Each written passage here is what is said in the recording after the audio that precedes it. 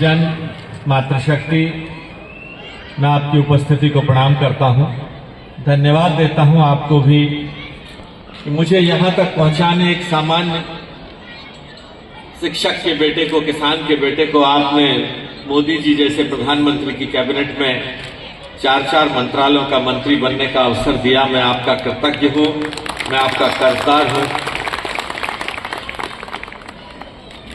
मुझे ये बागडोर समझाई थी भाई नवाब सिंह नागर जी ने, धन्यवाद देता हूं उनका भी। भाई योगेंद्र शर्मा जी, भाई योगेंद्र जी, भाई राजकुमार जी, भाई धर्मेंद्र शर्मा जी, आदरणीय गोकुलेश जी, और इतिहास के पन्नों में जिनका भी नाम लिखा जा रहा था, 7 बार 8 बार अध्यक्ष रहे वो भी भाई NP सिंह जी, और हमारे पंजाब नेशनल बैंक के गुप्ता जी, आप सबको बहुत बहुत धन्यवाद। वैसे सच बताना एक सवाल है मेरा, हमारे राजनीति में कि जब कोई दूसरी बार चुनाव जीत जाता तो क्या दूसरी बार जीत गया?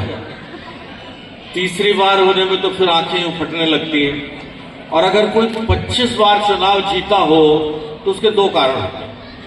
एक तो होता है वो बूथ कैप्चर करने में मास्टर, और दूसरा भी या उसकी लोकप्रियता का पैमाना इतना बड़ा हो गया हो कि उसके कोई आसपास भी ना पहुंच पाए। मुझे लग रहा है दूसरा पक्ष ज्यादा मजबूत है, इसके लिए तालियां बजाइए। मैं बधाई देता हूं मेरे 42 वर्षों के इस नोएडा में रहने के साथ साथ भाई के जैन जी से एक ऐसा प्रिय दोस्त, भाई, शुभचिंतक का रिश्ता रहा है। मैं किन शब्दों में इनको धन्यवाद दूं, बधाई दूं। ये वास्तव में एक बहुत बड़ा थर्मोमीटर है।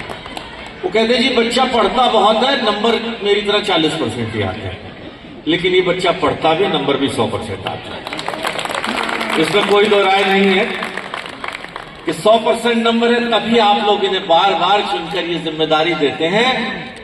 साथियों, अध्यक्ष की जिम्मेदारी लेना आपने तो दे दी, उसे लेके उसको संभालना और उसे 25 वर्षों तक लगातार बनाए रखना, ये अपने आप में एक बहुत कठिन कदम है।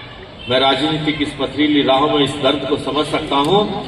भाई विनोद पांडे जी जो अभी आपको शब्द कह रहे थे कि कौन बड़ा हो जाता है अपने कद में और पद में, उनके शब्दों को अगर मैं राजनीतिक भाषा में कहूं तो जब तक आप कद और पद में बड़े नहीं हो सकते, जब तक आप अपने साथ रहने वाले और साथ काम करने वाले लोगों के दर्द को नहीं समझेंगे, अपने कद और पद में आप कभी बड़े नहीं होंगे। और मैं समझता हूं वो दर्द भाई के जैन जी ने समझा है, भाई धर्मेंद्र जी ने समझा है, भाई कुलदीप जी, राजेश जी और हमारे साथी भाई MC भारद्वाज जी, सारी टोली मिलकर। मुझे आज खुशी हुई मिसेस महाजन को देखकर, हमारी बहन ने कहा चश्मा लाओ मुझे पढ़ना है, और मिसेस महाजन ने कहा चश्मे की मुझे जरूरत नहीं है। 86 वर्ष की आयु के अंदर आज इस जिम्मेदारी को निभा रही हैं। साथियों, ये समाज मैं और मेरे के करने वालों को कभी सम्मान नहीं देता। एक कवि ने बहुत अच्छी बात कही, बहुत सुंदर शब्दों में कही है, ये मनुष्य ईश्वर की सबसे घटिया कृति है। उसने शेर बनाए, बंदर बनाए, सांप बनाए, पेड़ बनाए, पक्षी बनाए, सबसे स्वार्थी कृति है। और उसने कवि विनोद जी, विष्णु शर्मा जी की पंक्तियां रिपीट कर रहा हूं, होंगे तुम भगवान मुझे क्या लेना है, होंगे तुम भगवान मुझे क्या लेना है, मैं कोई सम्मान नहीं दे पाऊंगा। कि अगर आप भगवान भी हैं और मेरे मतलब के नहीं हैं तो मैं आपको कोई सम्मान नहीं दे पाऊंगा। तो अगर के जैन जी आपके मतलब के नहीं हैं और तो 25 बार चुनने वाले आप भी नहीं हैं, तो आपके काम में आपकी जो जिम्मेदारी आप उनको देते हो वो उस जिम्मेदारी को बखूबी निभाते हैं। उस जिम्मेदारी में अपना समय भी देते हैं, अपने परिवार का सुख भी आपसे वंचित होकर आपके बीच में खड़े। वेलफेयर एसोसिएशन सेक्टर 34 के पास 2025-27 हेतु अध्यक्ष के पद पर निर्वाचित हुआ हूँ। ईश्वर की शपथ देता हूँ कि मैं संस्था के उद्देश्यों और नियमावली के प्रति सच्ची श्रद्धा और निष्ठा रखूंगा तथा श्रद्धा पूर्वक अपनी पूरी योग्यता, ज्ञान और विवेक से अपने पद के कर्तव्यों का मर्यादा पूर्वक पालन करते हुए सेक्टर 34 के विकास व सेक्टर वासी को समुचित सुविधाएं उपलब्ध कराने हेतु सदैव निश्चित रूप से कार्य करूंगा। धन्यवाद।